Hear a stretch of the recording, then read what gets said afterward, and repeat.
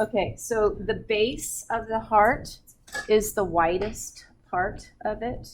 And a lot of this we should remember from lecture unit 2, so I'm not going to have to teach everything. The apex is the pointiest part, right? Apex means point, not necessarily top. The apex of the mountain is at the top. That's the point of the mountain. The point of the heart is actually inferior. It's the most bottom part. What's next? Apex means the layers of heart wall. The layers of the heart wall. If we tag it on the sheep heart or on the model, be mindful of the question. We might have a piece of tape on the surface of the heart, and we might say, name this layer of the heart. So if it's the most superficial layer, that would be the epicardium. If you actually look inside the model of the heart, if we tag the middle layer, that's the myocardium.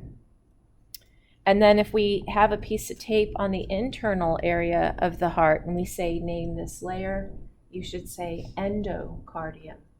So again, the question will prompt you. Name this layer. Epicardium, myocardium, endocardium.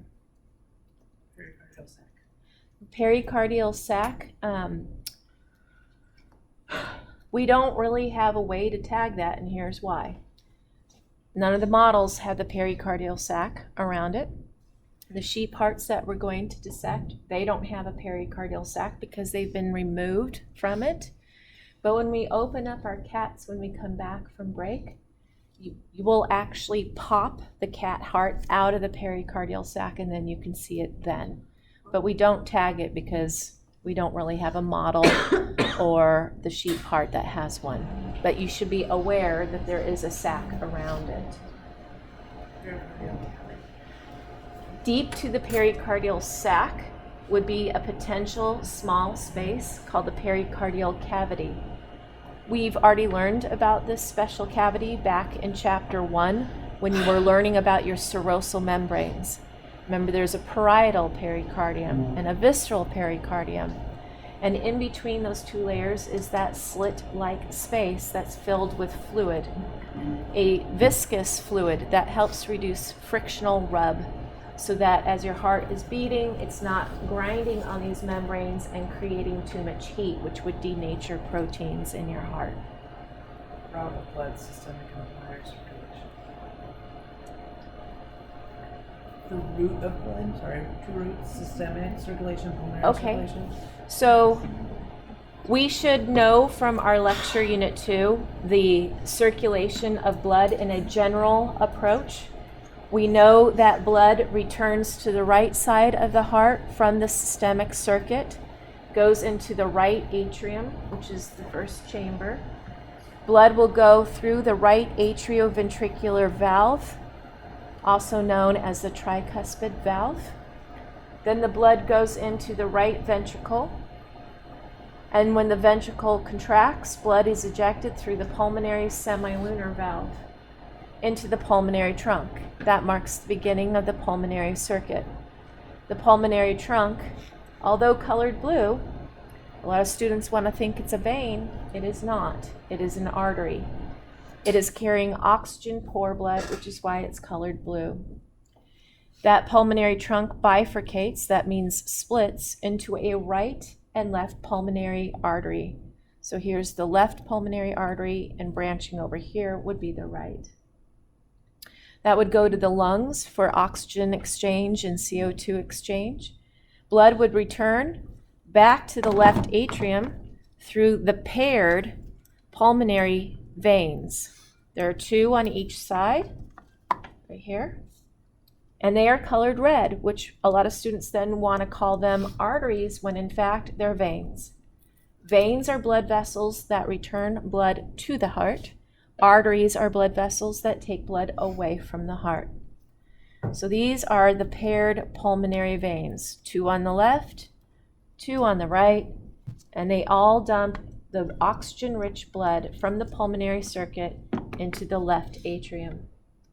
Blood then goes through the left atrioventricular valve, also known as the bicuspid, also known as the mitral valve.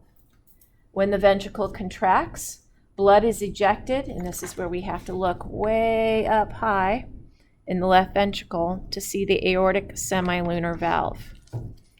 So, on this model, it's up there. Okay? Another way you can remember the 4 valves of the heart is toilet paper my ass. Just going in order, be the tricuspid for toilet, paper for pulmonary semilunar valve, my for mitral, and ass for aortic semilunar valve. I mean, I bet you'll never forget it now. No. What else is on your history? Pectinate muscle in the auricles. Well, the auricles are these cute, they look like little dog ears, shown here. Those are the auricles. They are basically extensions of the atria. And inside them, they have this striated macroscopic look to the muscle. That's called pectinate muscle. Pectinate muscle. So on this model, see, pectinate muscle. Okay, pectinate. In the ventricles, the papillary muscles, chordae tendineae, auricular cardium. So if someone ever says to you, "You're pulling on my heartstrings," those are the chordae tendineae. And we will be able to see that also on the sheep heart. Those are the heartstrings. You're pulling on my chordae tendineae. These chordae tendineae are actually going to be anchored into big, bulging muscle, and it's hard to see on these models. I'm sorry, keep going with the chordae tendineae. What did you? Papillary muscles. Yeah, and Trabecular cardium. okay, so down here we have papillary muscles, and on the sheep heart you'll be able to see them. Even they look like little thumbs where the chordae tendineae are anchored into. Again, more difficult to see on the models. But this macroscopic appearance down in the ventricles, down here, I like to call it the Freddy Krueger look. Do we all know who Nightmare on Elm Street, Freddy Krueger was burned, and he looks severely, so doesn't that look like Freddy Krueger skin? So that's the trabeculae carneae, or the carne asada as I like to call it. But that's, so up in the atria, it's called pectinate muscle, but down in the ventricles, it's called trabeculae carneae. And the little pectinate muscle, papillary muscles that the chordae tendineae anchor into on the actual sheep heart, they just look like little fingers, and you just want to play with them. They're so darling. What's next? Interventricular septum and the fact that the left ventricle is thicker. And the fact that what? The left ventricle Is thicker than the right. Okay. That's longer ventricles. We forget that heart muscle, like any other muscle, needs something to anchor into. Muscle has to be able to pull on something. And you actually do have a skeleton inside your heart, but it's not a bone skeleton. It's not osseous, but it is a skeleton of fibrous, collagenous material. Scientists have been able to digest away all of the tissue off of that skeletal, that heart skeleton, and just have the fibrous collagen fibers, and they can actually put that heart skeleton in an incubator with nutrients and oxygen and add stem cells and regrow the heart on that fibrous skeleton. It's just a matter of time where we don't need to worry about finding a suitable heart transplant. We might be able to take these fibrous skeletons, put it in the incubator, get stem cells from the person, and grow them a heart that's compatible. We've got the technology. It's just a matter of proving that it's safe and that we can do it reproducibly. But we do have that technology. It's kind of cool. So this fibrous skeleton creates walls through the heart. We have a septum in between the atria. That's called the interatrial septum. We have a septum that separates the atria from the ventricles, and that's called the atrial ventricular septum. And we also have a septum that separates the ventricles called the interventricular septum, which is on your hit list. And when we cut open the sheep heart, we can see that IV septum. If you remember from your lecture, this is where we have the bundle of His traveling through, leading to the right and left bundle branch, leading to the Purkinje fibers along the lateral walls of the ventricles. And that's part of your conduction system, what allows the action potential to spread through all the chambers of the heart. So you think And then the left ventricle has a thicker wall? the left ventricle is the thicker lateral wall compared to the right, because the left ventricle has to generate more pressure to eject the blood into the systemic circuit. It doesn't really look on the models like the left side is noticeably bigger than the right, but on this model, you can see a little bit of a size difference. But on the sheep hearts, you can definitely see a difference. And when the instructor sets up lab exam 3, when we dissect the sheep heart, we cut it from apex to base, sort of like a clamshell, okay? And the instructor who sets it up actually kind of will prop open the heart like that, and you have to come up to it and kind of look in and figure things out. What I always recommend, first thing you do is you find the IV septum. That's the first thing you do. It's very noticeable. It's the thick wall going in between the ventricles. That is always what you do first. Then after that, you find the lateral ventricular walls, and you look at which one is bigger. Once you find the bigger one, which will be the left ventricular wall, then you know which side of the heart is left and which side of the heart is right. And then you'll know which valves. You should remember which valves are found on the left side versus the right. So if he tags a valve, then you're like, I don't know, I can't tell. First you got to figure out, are you on the right side or the left? And once you figure that out, you've taken 4 valves down to 2, haven't you? And if it has strings, then it's an AV valve. If there are no strings, then it's a semilunar valve. Then there's no guesswork. Find out what's left or right. Look at the valve, does it have strings? If so, it's an AV valve. If it doesn't, it's a semilunar valve. Anyone else or anything? I mean, it then specifically talks about all the valves, but I feel like you've already done that. And then all the vessels, the superior vena cava, inferior, Okay. descending aorta, arcuate aorta, all that good stuff. Okay. So we have blood returning to the right atrium from the superior vena cava, shown here, but also from the inferior vena cava, which is wrapped up in this connective tissue. I'll hold up this other model for everyone. Superior vena cava, inferior vena cava.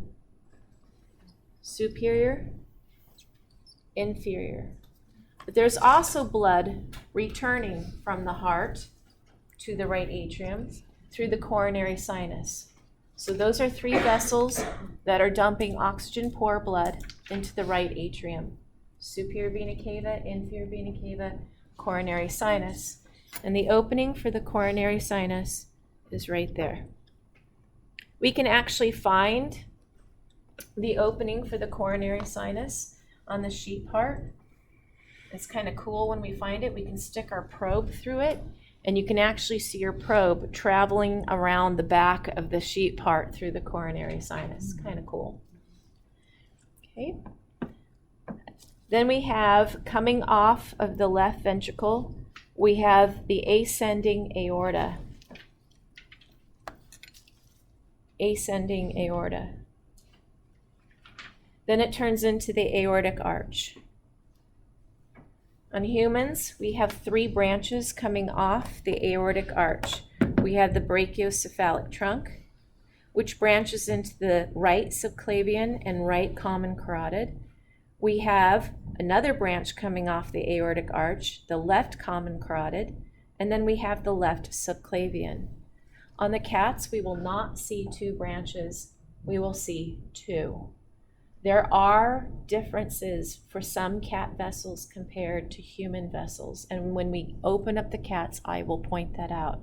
But in your hit list, you have pictures of cat vessels, and I encourage you for the cat arteries to color them red, so you remember visually that you're looking at arteries. On the cat vein pages, color them blue, so you remember that you're looking at veins.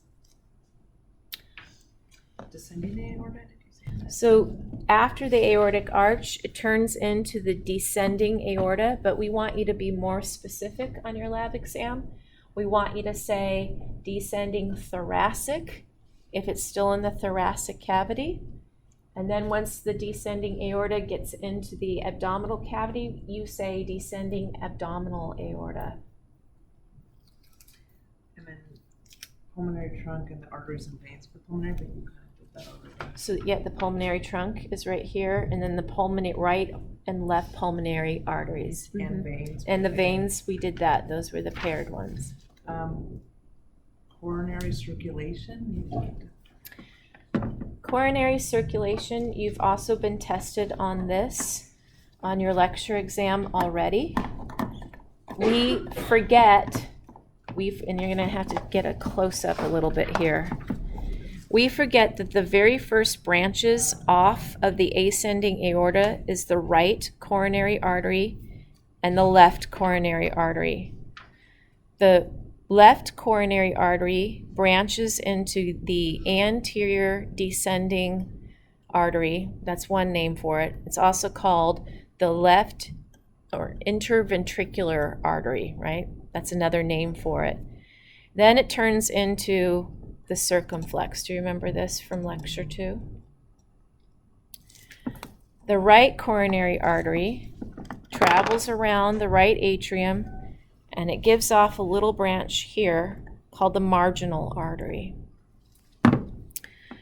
On the back side of the heart, we have a posterior interventricular artery, and it has a vein right next to it. I like to say great and small will average out to middle. I know that's silly, but it works for me. So the anterior interventricular artery, the major vein that travels with it, is the great cardiac vein. With the marginal artery, the vein that travels with it is the small cardiac vein. On the posterior side, the posterior interventricular artery has the middle cardiac vein that travels with it. And then this large vein is called the coronary sinus, which will dump the blood coming off the myocardium into the right atrium through the coronary sinus, or the hole for the coronary sinus. On that same note, it was the whole thing of arteries, these vessels traveling on the coronary, all that vein traveling on this artery, and there's even a thing that says sulcus. So there are invaginations where these vessels travel in, and because they are invaginations, it's like tucking them in, like when you make your bed and you tuck your sheets under the mattress. It protects these vessels when they travel in the sulci, just little indentations like a trough. So we have one going around the base of the heart called the coronary sulcus. Then there's one on the anterior side called the anterior interventricular sulcus. And there's one on the posterior side, posterior interventricular sulcus. Okay. Fetal circulation, prime differences. Well, I will save that for the lecture, which is where it's more appropriate. But we remember, I hope, from lecture 2, because it comes back on lab at unit 3, that the fetal circulation is different. The fetus is not breathing, so there's no reason to push the blood to the pulmonary circuit. We have a couple places where we can route around that. Most of the blood goes straight from the atrium, right atrium, into the left atrium through the foramen ovale, which turns into the fossa ovalis. Right here is showing you the ligamentum arteriosum. If some blood actually goes from the right atrium into the right ventricle and out to the pulmonary trunk, that blood will be pushed through the ductus arteriosus into the aortic arch. Again, shunting away from the pulmonary circuit. That ductus arteriosus turns into the ligamentum arteriosum, which is shown here on this model. Pretty much it. Okay. I mean, besides, yeah, all that. Okay. We're good? Good.